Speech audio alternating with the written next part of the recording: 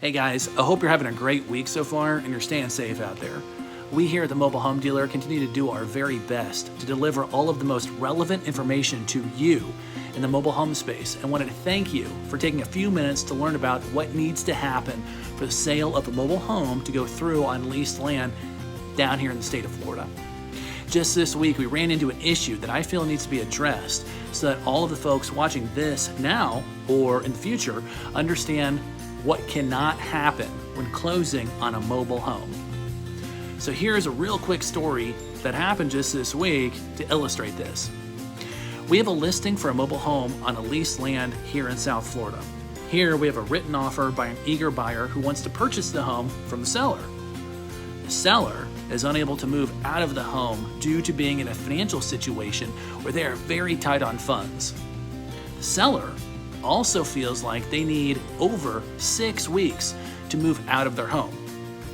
The buyer wants to hurry up and move into the home because they are currently staying with family and want a place of their own. The buyer has wanted to dictate when they will move into the home before they are park approved. The seller wants to get paid in full prior to closing on the home, so they have enough money to hire a moving company to go and move them out of the property. Do you see what we have going on here? If not, let me be a little bit more direct. In order for us as licensed mobile home brokers in the state of Florida to sell a home, we need to have the park approval on file for the buyer. If we were to skip this step and sell the home to a non-park approved buyer and they move in and then later find out that they cannot live in the park for whatever reason, then we have a real mess on our hands. Traditionally, at closing, this is when the keys are exchanged and all the funds, less the deposit on the home, are handed over.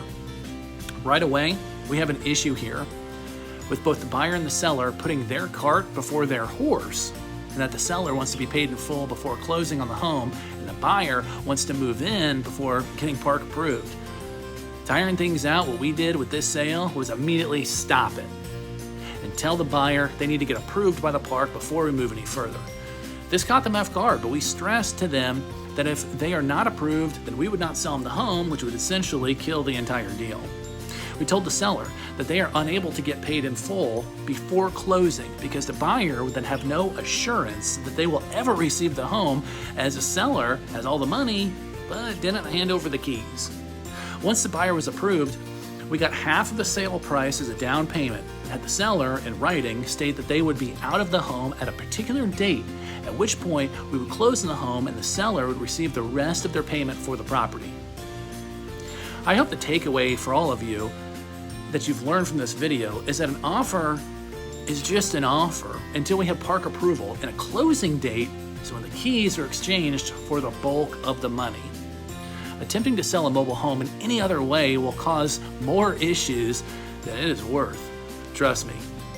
This is Mark Kaiser with the Mobile Home Dealer, and we help mobile home buyers and sellers get to a better place in life.